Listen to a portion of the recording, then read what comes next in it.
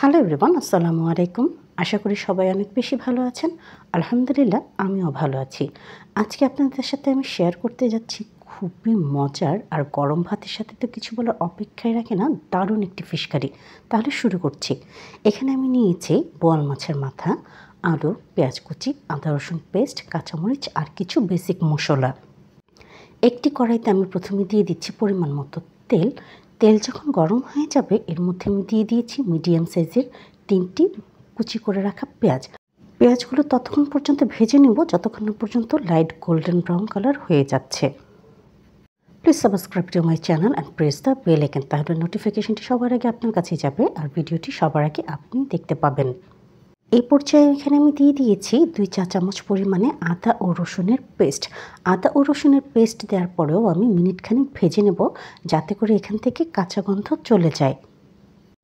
এবার এখানে আমি দিয়ে দিচ্ছি পরিমাণ মতো লবণ, তারই সাথে দিয়ে দিচ্ছি 2 চা চামচ পরিমাণে ধনের গুঁড়ো, 1 চা চামচ পরিমাণে হলুদের গুঁড়ো ও 1.5 চা চামচ পরিমাণে শুকনো মরিচের গুঁড়ো।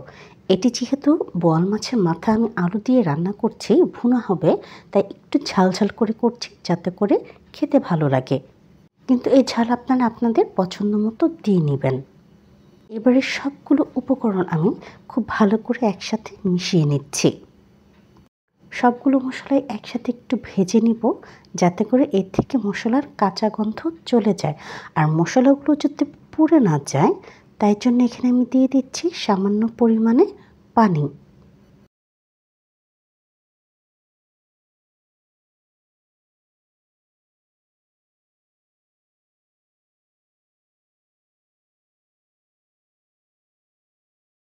এবারে মশলাগুলোর মধ্যে আমি পরিমাণ মতো পানি অ্যাড করে দিচ্ছি আর পানি অ্যাড করার পরে আমি রান্না করে নেব, কষিয়ে নেব মশলাগুলোকে যাতে করে খুব ভালো করে কুক হয়ে যায় আর এর থেকে কোনো রকম কোনো মশলার গন্ধ না থাকে। দেখতেই পাচ্ছেন দর্শক, মশলা কিন্তু খুব ভালো করে কষানো হয়ে গেছে, কারণ এর থেকে অলরেডি তেল ছাড়তে শুরু করেছে। এ পর্যায়ে এখানে আমি দিয়ে দিচ্ছি বোয়াল মাছের মাথাগুলোকে আর এই মাছগুলো দেওয়ার পরেও আমি খুব ভালো করে কষিয়ে নেব। Please to like, comment, share more and more, তাতে করে আমি অনেক বেশি মোটিভেট হয়ে যাই, আমার ভিডিও বানানোর আগ্রহ অনেক বেশি বেড়ে যায় আর সেই ভিডিওগুলো আমি আপনাদের সাথে শেয়ারও করতে পারি। মাছগুলোকে খুব ভালো করে কষিয়ে নিচ্ছি যাতে করে মশলাগুলো মাছের ভেতর পর্যন্ত খুব ভালো করে মিক্স হয়ে যায়।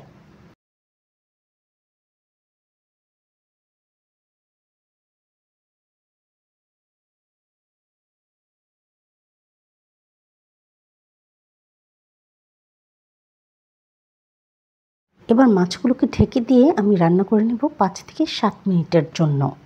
5 থেকে 7 মিনিট পর আমার মাছগুলো কিন্তু খুবই ভালো করে কষানো হয়ে গেছে। আপনারা মাছের কালার বা মশলার কালার দেখলেই বুঝতে পারবেন কতটা ভালো করে ওয়েল কুকড হয়ে গেছে। এবারে মাছগুলোকে মশলা থেকে তুলে আমি একটি সাইডে রেখে দিব।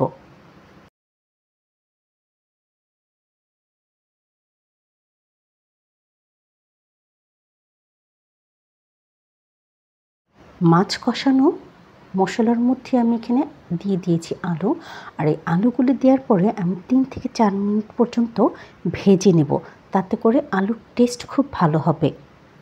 আর ঢেকে দেব যাতে করে আলুগুলো সফট হয়ে যায়। 3 থেকে 4 মিনিট পর কিন্তু আমার আলুগুলো খুব ভালো করে ভাজা হয়ে গেছে। এই পর্যায়ে এখানে আমি দিয়ে দিচ্ছি পরিমাণ মতো পানি যাতে করে আলুগুলো খুব ভালো করে সেদ্ধ হয়ে যায়। আপনারা অনেকেই আছেন যারা আমার ভিডিও দেখেন কিন্তু সাবস্ক্রাইব করে দিচ্ছেন না আমার ইউটিউব চ্যানেলটিকে। আপনাদের কাছে আমার একটি হাম্বল রিকোয়েস্ট থাকবে, আপনারা প্লিজ সাবস্ক্রাইব করে দেবেন আমার ইউটিউব চ্যানেলটিকে। দেখতেই পাচ্ছেন দর্শক, আলু কিন্তু ওয়েল কুকড হয়ে গেছে। এবার এই পর্যায়ে এখানে আমি দিয়ে দিচ্ছি মাছগুলোকে। মাছগুলো দেওয়ার পরে 5 থেকে 7 মিনিট পর্যন্ত রান্না করে নিলেই এই মজার কারিটি কিন্তু রেডি হয়ে যাবে।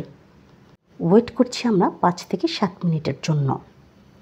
এই পর্যায়ে এখানে আমি দিয়ে দিচ্ছি স্লিট করে রাখা কাঁচামরিচ 3 থেকে 4টি, তাতে করে ফ্লেভার এবং টেস্ট খুবই ভালো আসবে। আর এখানে আমি লাস্ট পর্যায়ে দিয়ে দিয়েছি 1/4 চা চামচ জিরের গুঁড়ো। দেখতেই পাচ্ছেন দর্শক, আমার ফিশ কারি কিন্তু রেডি হয়ে গেছে। এবার আমি আপনাদেরকে সার্ভ করে দেখাবো। দেখতেই পাচ্ছেন দর্শক কী পরিমাণে লোভনীয় লাগছে ফিশ কারিটি দেখতে, আর গরম ভাত, রুটি বা পরোটার সাথে অসাধারণ লাগে। যদি আপনাদের আমার ভিডিওটি ভালো লেগে থাকে তাহলে অবশ্যই সাবস্ক্রাইব করে দেবেন আমার ইউটিউব চ্যানেলটিকে। সাথে থাকার জন্য ও পুরো ভিডিওটি দেখার জন্য সবাইকে আন্তরিকভাবে ধন্যবাদ।